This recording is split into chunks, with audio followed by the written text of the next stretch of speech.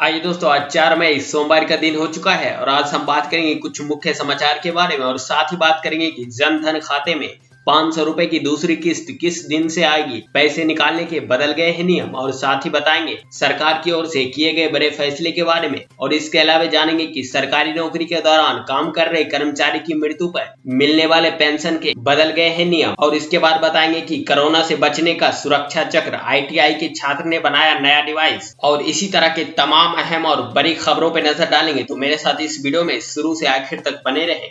और अगर अभी तक आपने फर्स्ट अपडेट न्यूज को सब्सक्राइब नहीं किया है तो अभी सब्सक्राइब करें और साथ में नोटिफिकेशन बेल पे ऑल पे क्लिक कर दें, क्योंकि यहाँ पे दिखाया जाता है आपको सबसे हटके सत्य और प्रामाणिक खबर। तो आइए बिना समय गवाए वीडियो में आगे बढ़ते हैं और सबसे पहली खबर पे बात करते हैं। प्रधानमंत्री जन धन योजना के तहत महिला खाता धारकों के खाता में 500 रुपए की दूसरी किस्त सोमवार यानी 4 मई यानी कि आज से डाली जाएगी। इस खाते में पैसे ट्रांसफर जन धन खाते के आखिरी नंबर के हिसाब से किया जाएगा। यह पैसे 5 दिन में ट्रांसफर किए जाएंगे। इससे सामाजिक दूरी का दिशा निर्देशों का अनुपालन करने में मदद मिलेगा। हम आपको बता दें कि अप्रैल के महीने में 20.5 करोड़ महिला जनधन खातों में 500 रुपए ट्रांसफर किए जा चुके थे। सरकार ने लॉकडाउन को 17 मई तक बढ़ा दिया। हालांकि इस दौरान पूरे देश में गरीबों की मदद के लिए वित्त मंत्री निर्मला सीतारमण ने 26 मार्च को महिला जनधन खाते के खाता धारकों में अप्रैल से 3 महीने तक हर महीने 500 रुपए देने का घोषणा कर दिया था। आइए अगली खबर पे बात करते हैं। सरकारी नौकरी के 7 साल पूरे होने या 7 साल बचने पर हुई मृत्यु को लेकर ये पेंशन के नए नियम आए हैं। जी हाँ दोस्तों, आइए इस पे विस्तार से बात करते हैं। फैमिली पेंशन नियम बताता है कि मुख्य रूप से फैमिली पेंशन केंद्र सरकार के कर्मचारी की विधवा या विधुर को दी जाती है जो सेवा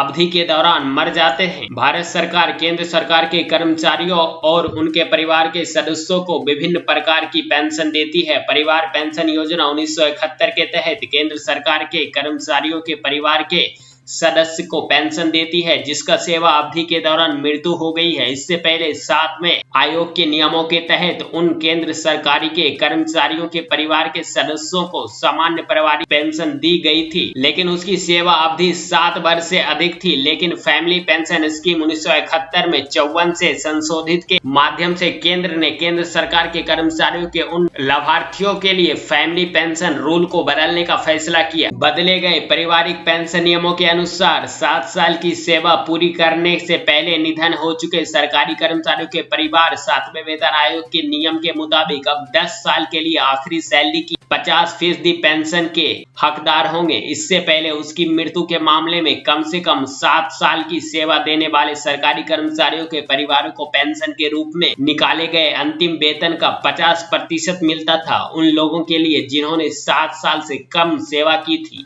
फैमिली पेंशन नियम है कि मुख्य रूप से फैमिली पेंशन केंद्र सरकार के कर्मचारियों की विधवा या विधुर को दी जाती है जो सेवा अवधि के दौरान मर जाते हैं। लेकिन केंद्र सरकार के कर्मचारी मृत्यु के समय 25 साल से कम आयु के बच्चे भी पारिवारिक पेंशन के लिए पात्र होंगे। या पारिवारिक पेंशन ऐसे बच्चों को दी जाएगी जिस बच्चे की शादी नहीं हुई है, उसकी मासिक आय अगर 9,000 रुपए से अधिक हो जाती है तो उस बच्चे के लिए पेंशन नहीं दिया जाएगा। अविवाहित बेटी, विधवा या मृतक केंद्र सरकार के कर्मचारी की तलाकशुदा बेटी भी परिवार के पेंशन के लिए हकदार होंगे। आइए अगली खबर पे बात करते हैं। दिल्ली में लॉकडाउन से कई कामों को शर्तों के साथ दी गई छूट। आइए इसके बारे में विस्तार से बताते हैं। देश भर में लॉकडाउन का तीसरा चरण सोमवार यानी कि आज 4 मई से शुरू हो रहा है, जिसके साथ केंद्रीय गृह मंत्रालय की गाइडलाइंस के अनुसार दिल्ली सरकार ने राजधानी दिल्ली में कई अहम आर्थिक गतिविधियों को फिर से शुरू करने की इजाजत दे दी है। दिल्ली के मुख्यमंत्री अरविंद केजरीवाल ने रविवार शाम को प्रेस कॉन्फ्रेंस करके कहा कि लॉकडाउन के करीब 1.5 महीने बाद आज दिल्ली लॉकडाउन खोलने को तैयार है। उन्होंने कहा कि आज लॉकडाउन के चलते कई लोग का रोजगार चला गया है, लोग शहर छोड़कर जा चुके हैं, सरकार का राजस्व भी कम हो रहा है जिसके चलते सैलरी देने का संकट पैदा हो रहा है। आइए जानते हैं कि दिल्ली में किन किन चीजों को खोलने और किन चीजों को बंद करने की इजाजत दी गई है।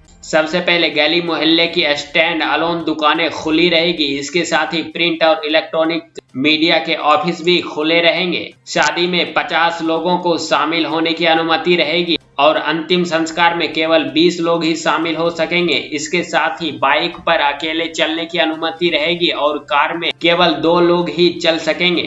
स्कूल और कॉलेज सहित जितने भी शिक्षण संस्थान हैं वो सब बंद रहेंगे। इस दौरान ट्रांसपोर्ट सर्विस भी बंद रहेगा और दिल्ली के अंदर भी परिवहन सेवाएं बंद रहेगी। सोमवार यानी कि आज से सभी सरकारी दफ्तर खुलेंगे। आवश्यक सेवाएं वाले दफ्तर में 100% लोग आएंगे। गैर आवश्यक सेवाएं वाले दफ्तर में डिप्टी ऑफिसर से ऊपर तक का 100% स्टाफ और उनके नीचे 33% का स्टाफ ही मौजूद रहेगा। मंदिर, नाई की दुकान, स्पा सेंटर, सैलून सभी बंद रहेंगे। फाइनेंशियल सेक्टर और एग्रीकल्चर सेक्टर से जुड़ी सभी कंपनियां खुली रहेगी। फार्मा, कॉमर्स और अन्य जरूरी सामान वाले सभी मैन्युफैक्चरिंग यूनिट्स खुली रहेगी और इसके अलावा ई कॉमर्स एक्टिविटी में सिर्फ जरूरत के सामान की ही अनुमति दी जाएगी। दोस्तों, आज की मुख्य और अहम खबर में इतना ही। मुझे उम्मीद है कि आपको इस खबर से काफी लाभ मिला होगा, तो इस वीडियो को ज्यादा से ज्यादा शेयर करें और नीचे हमें कमेंट करके जरूर बताएं। तो मिलते हैं आपसे इसी तरह की अगली बड़ी खबर में, तब तक के लिए गुड बाय।